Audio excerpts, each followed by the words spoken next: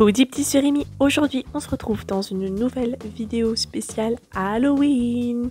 Pour ce nouveau jour de Halloween, on va parler de ces films d'Halloween que tu peux voir ou revoir pour l'occasion. Allez, c'est parti.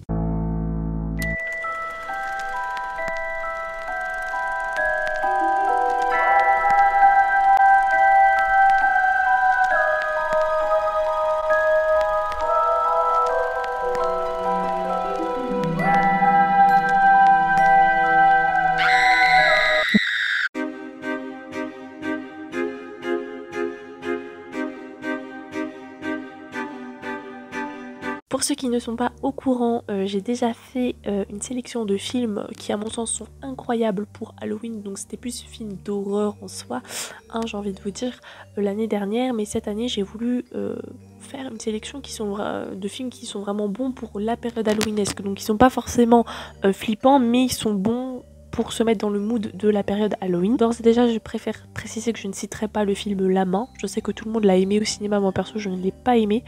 Ni le film X, tout le monde a dit ouais, meilleur film d'horreur de ma vie. Et Evil Dead Rise, tout le monde m'a dit ouais, j'ai quitté la salle en tronc, c'était horrible, c'était oh, il est incroyable, j'étais en mode. Donc voilà, 3 unpopular opinions. Je vous les pose là si ça vous intéresse. Moi perso j'ai pas aimé, après chacun ses goûts. Alors on commence par un film sur Prime qui s'appelle The Mortuary. Donc oui, vous aurez beaucoup de films sur des podcasts, n'importe quoi, sur des simulcasts, parce qu'en ce moment j'ai tout.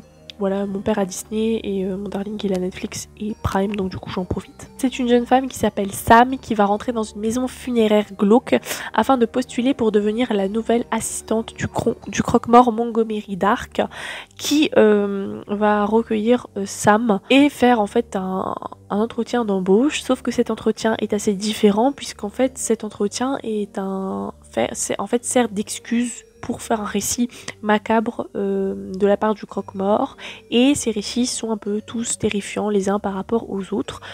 Dit comme ça a l'air de faire un peu un conte de la crypte ou un chair de poule éclataxe au sol, sauf qu'en fait je peux vous assurer le film est moins de 16 ans et je suis entièrement d'accord avec ça parce qu'il y a tout de même pas mal de sang et de scènes assez trash. Moi j'ai bien aimé ce film parce que ça reprend le concept des sketchs. On a un film qui dure 2 heures, mais on a tout de même un fil conducteur à l'intérieur des 4 récits qui sont d'ailleurs tous différents et traitent de sujets tous différents et parfois même de sujets de société, donc c'est intéressant de faire un truc d'horreur mais en même temps qui fait réfléchir, pas juste du gore pour du gore. Par exemple un thème tout con parce que c'est marquant vu que c'est des sujets qui m'intéressent, se protéger lorsqu'on fait du goumou ou la maladie, comment elle est perçue au sein d'un couple. Voilà, alors cette histoire était très triste. Il y avait des fois des morales, par exemple la curiosité est parfois un très vilain défaut. Vous avez aussi une histoire un peu plus slasher, donc il y en a vraiment pour tous les goûts, c'est assez complet. Et puis d'ailleurs, en l'occurrence pour le slasher qui est un psychopathe, l'histoire du slasher où t'as un psychopathe qui est évadé d'un asile, ça faisait penser à Michael Myers, donc vous le savez comme je suis fan d'Halloween, c'est un bel hommage.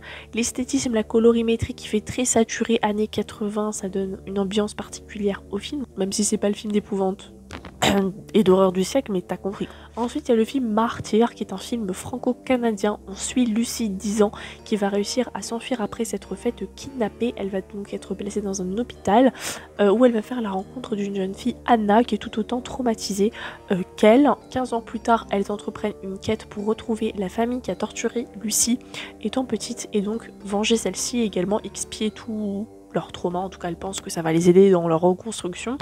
On suit donc le devenir de ces 2 jeunes femmes hantées par leur traumatisme et par un mystérieux groupe de tortionnaires. Alors personnellement, je m'attendais pas à ce type de dénouement qui était particulièrement graphique. C'est vraiment un film pas mal gore. Il y a pas mal de screamers. Il peut vous dégoûter et il nous fait poser vraiment beaucoup de questions. Personnellement, j'aime pas trop les films français à la base parce que je trouve que soit c'est très lent dans le plot, soit c'est hyper tordu et on a du mal à rentrer dedans. Alors là oui, c'est tordu, d'ailleurs précision, c'est moins de 16 ans, c'est gore. Mais on rentre bien dedans et le gore a du sens. Voilà, et au toute honnêteté, moi je suis pas facilement impressionnable, mais certaines scènes m'ont vraiment laissé bouche bée.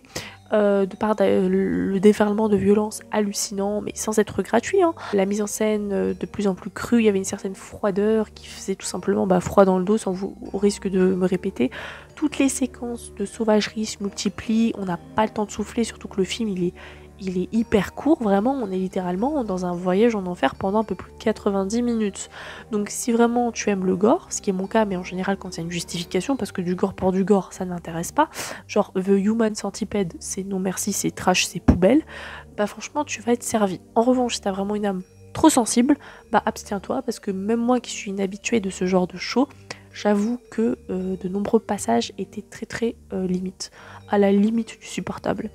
Et en prime, je pense que ça permet de faire réfléchir et notamment sur l'après et l'atteinte psychologique des victimes. Ensuite, nous avons Crawl, qui a été fait par le fameux Frenchie Alexandre Aja. En général, j'apprécie pas trop ces films. Là, pour le coup, j'ai bien aimé. Donc, c'est un film qui est disponible sur Netflix et d'ailleurs l'héroïne qui jouait Tess ou Tessa, je sais plus, dans Le Labyrinthe. Bref. Donc il y a un violent ouragan qui va s'abattre sur une ville en Floride et donc on a une nageuse, enfin l'héroïne qui va essayer de retrouver son père porté disparu dans les sous-sols de leur ancienne maison familiale qui malheureusement est inondée peu à peu par l'eau.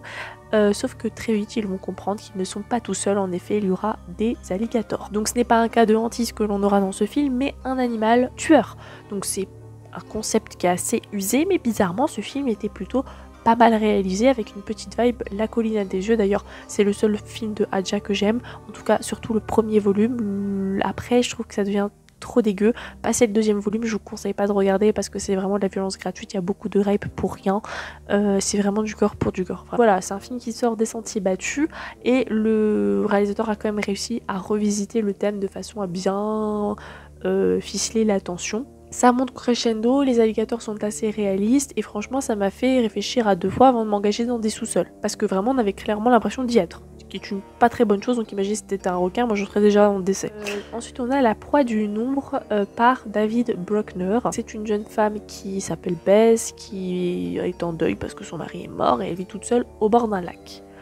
Dans une maison que son mari a créée spécialement pour elle. Alors déjà là ça vous met la puce à l'oreille, mais en général quand c'est une femme esseulée à qui vient d'arriver un malheur et en plus elle est isolée de tout, ça sent bien le caca, hein, vraiment. Donc bref, elle essaye de faire face à la situation, sauf que d'inexplicables cauchemars vont alors apparaître et elle va avoir des troubles de la vision, entendre des présences, des gens qui l'appellent, etc.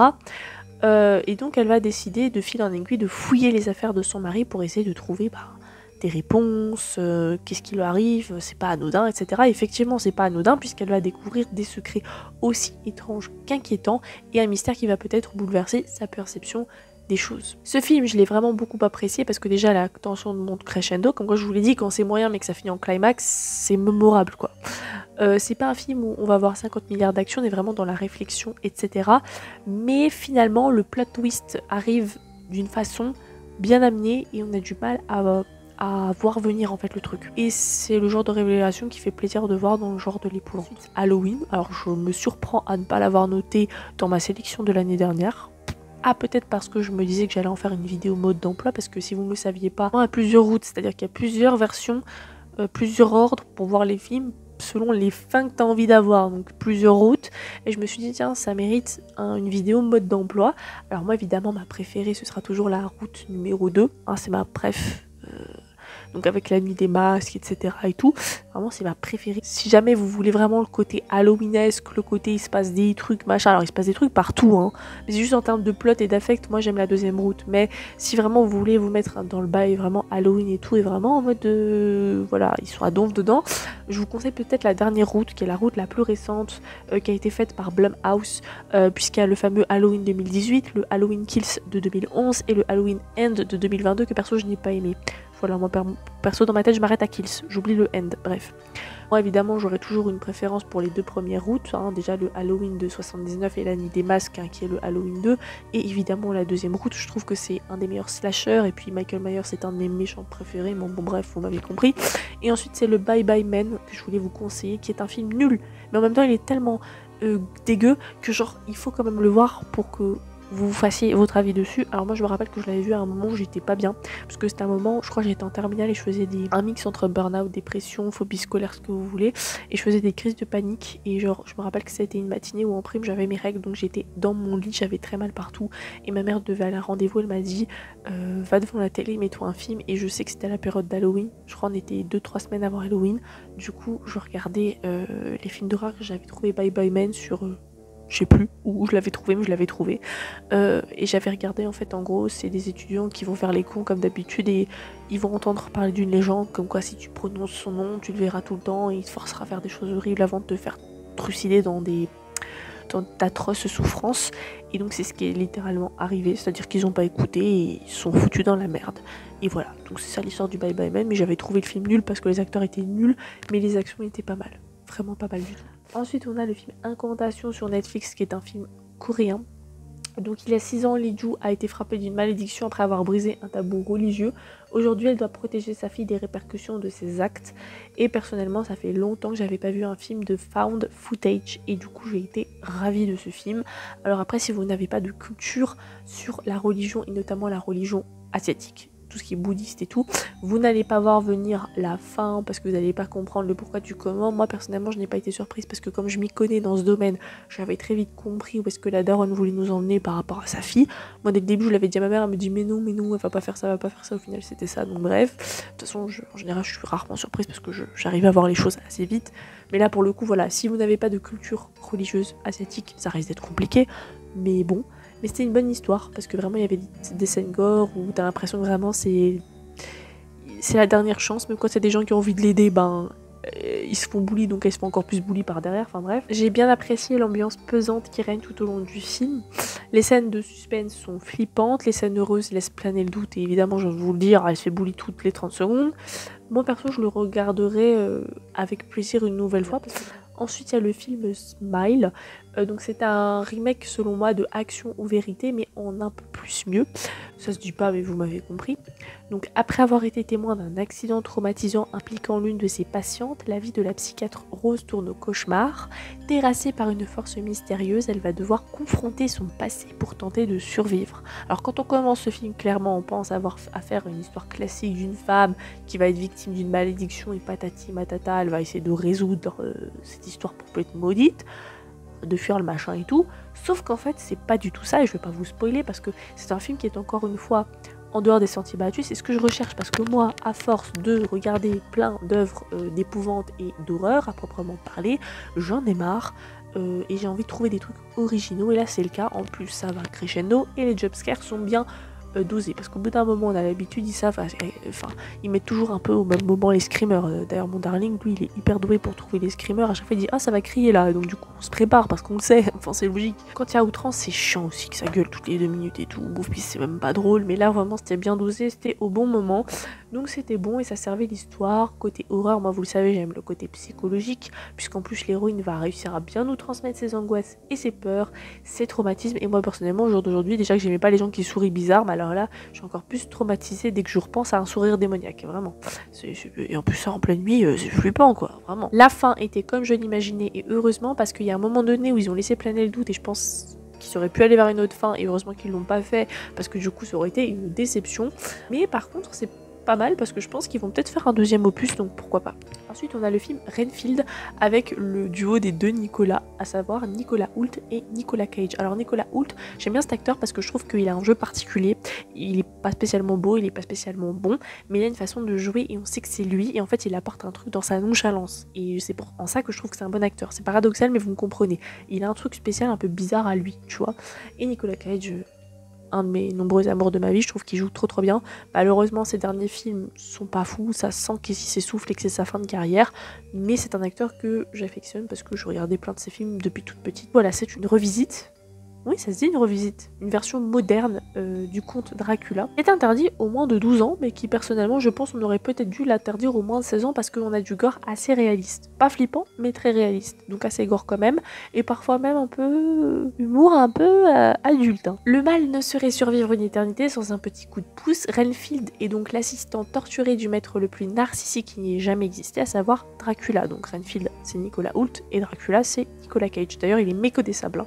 Le coiffeur est passé par là. Renfield est contraint par son maître de lui procurer des proies ainsi que de pourvoir à tout ce qu'il lui demande, même les choses les plus dégradantes, et donc après des décennies de servitude, il décide de s'affranchir de l'ombre du prince du ténèbre, sauf que ce dernier lui pose une condition, qu'il mette fin à la dépendance mutuelle qui les unit. chose qui ne va pas être aisée, vous l'aurez bien compris. Et d'ailleurs la critique est assez mitigée pour ce film. Personnellement je l'ai trouvé plutôt bon, puisque c'est une comédie horrifique, parce que oui, Halloween c'est pas forcément que du gore et de la peur et de la tristesse, c'est parfois aussi des choses drôles, un petit peu comme Shaun of the Dead ou alors la série David Dead Rise. Donc c'est un film qui est hyper fun, c'est un peu le genre de comédie horrifique où on dépose notre cerveau à côté de soi, on réfléchit plus et juste on profite, on rigole de temps en temps, on est écœuré par moments parce que c'est un gore assez horrifique. Il y a des vampires, donc, et moi j'adore. C'est en fait un parfait équilibre de tout ce que j'aime bien en fait. Et mention spéciale d'ailleurs aux make-up artistes qui ont fait un travail d'orfèvre. Et surtout notamment sur les tenues et make-up de Nicolas Cage qui incarnait donc Dracula, parce que selon les années, les époques, etc., les transitions dans le film, il y avait des bêtes de make-up. Ensuite nous avons un film sur Disney+ qui s'appelle Fresh, pareil une comédie un petit peu romantique horrifique, puisque Noah fait la connaissance de Steve dans un supermarché. Elle est refroidie par les applications de rencontres, pourtant elle va accepter de laisser son numéro à ce jeune homme charmeur qui lui propose un rendez-vous sans prise de tête. Très vite le courant passe bien, ils passent leur première nuit ensemble et là il lui demande si elle veut l'accompagner en week-end en amoureux. Dans un endroit que en plus elle apprécie. Donc ni une ni deux, elle dit oui, hein, sauf que une fois que vous allez là-bas, une fois qu'elle va là-bas, vous avez compris, ça sent le roussi. Je ne vais pas vous spoiler l'histoire, mais en gros, elle découvre le poteau rose. C'est plus aussi joyeux qu'avant, puisque son nouvel amant a un appétit plutôt insatiable et peu commun. Bref, moi personnellement, quand j'ai lu ça, je savais vers quoi ça allait se tourner, hein, mais ça pointe du doigt plein de thèmes. Du féminisme, des problèmes de société, riches et pauvres, les réseaux sociaux, plein de choses, vraiment. Et c'est très bien mené. Et puis l'acteur, je l'aime tellement, ce mec, il est incroyable. Et la fille, je l'avais vue déjà une fois, mais je me rappelais plus d'elle, et franchement elle a trop bien joué. J'étais vraiment sur les fesses à la fin de ce film, c'est le cas de le dire pour ceux qui l'ont vu, d'ailleurs j'ai actuellement toujours mal au derrière en repensant à ce film, hein. Vraiment vraiment très surprise, parce que dans le plot twist, il y a un plot twist. Pas mal du tout. Par contre, ne mangez pas quand vous regardez ce film. Concrètement, ma soeur était, je ne savais pas, hein, au début je découvrais et tout, et ma soeur était en train de manger une pizza à côté de moi, elle m'a dit, elle a failli vomir sa pizza à une scène propice. Et j'étais en mode vraiment, ne mangez pas. Mais moi j'ai eu un haut le cœur, j'étais en mode, mauvaise idée de manger devant ce film. Et j'aurais dû y penser parce que le film s'appelle quand même Fresh, donc fraîche, la viande fraîche, voilà. Et la photo du film, c'est quand même une sorte de main, mais genre en mode de... T'as compris, plastifié, en mode de surgelé. Et ce film porte à l'écran l'ignominie de la vision déshumanisée que certains hommes entretiennent notamment à l'égard des femmes via notamment les relations virtuelles. Donc vous voyez, c'est vraiment ultra poussé, je peux faire une thèse dessus. Et par prolongement d'ailleurs dans la réalité, parce que forcément une fois que c'est virtuel, on veut très vite passer par la case réelle. Dans les enjeux de ce qui est devenu désormais un vrai survival au ton radical, la résistance féminine va bien entendu tout faire pour trouver les failles qui lui permettront de contrecarrer les objectifs abjects de cette personnification des pires tares masculines. C'est vraiment ce que nous offre ce film. Et vous le savez, il fallait bien que je mette un petit côté féministe dans ma vidéo, sinon bah c'est pas moi. En plus de ça, au début ça commence vraiment comme une comédie romantique et on a envie d'y croire, et après d'un coup on a le coup près, et c'est le cas de le dire. J'arrête pas de faire que des jeux de mots en rapport avec le film, on adore. Et on n'avait pas du tout envie que ça finisse comme ça, et pourtant. Mais Sébastien Stan est magnifique quand il danse, quand il chante, un peu en mode psycho et tout.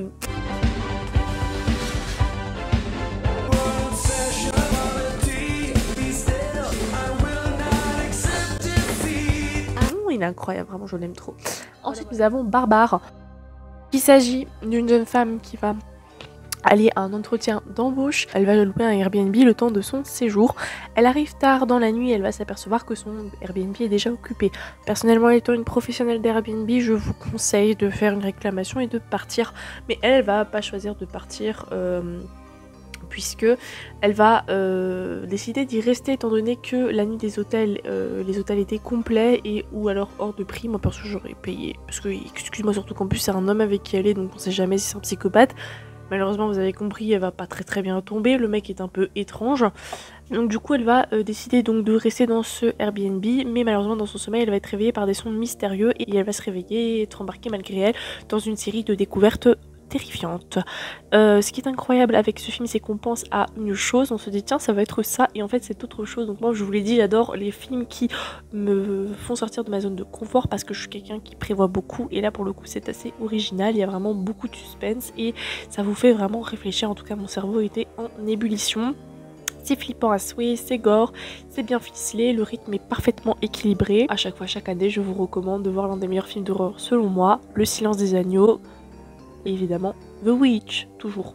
Encore et toujours. À chaque fois que je suis dans un film, personnellement, moi je le vis à fond, on dirait que je suis là, que je suis avec eux et tout, machin, enfin bref. La fin vraiment est une fin excellente, franchement je pense que c'est un film que je pourrais revoir sans me lasser. Il sort des sentiers battus, il fait plaisir, et moi c'est ce que je recherche maintenant, des comédies horrifiques, mais aussi des thrillers d'épouvante, où on regarde en étant un petit peu surpris, des choses qu'on n'a pas forcément déjà vues, et c'est le cas avec ce film d'horreur. Et donc vraiment je l'adore. Voilà, la vidéo est à présent terminée, j'espère qu'elle t'aura plu, j'espère également que cette petite sélection t'a ravi par rapport à celle de l'année dernière. N'hésite pas à me donner ta sélection à toi en commentaire, et sur ce, passe une bonne journée, passe une bonne soirée, ciao ciao.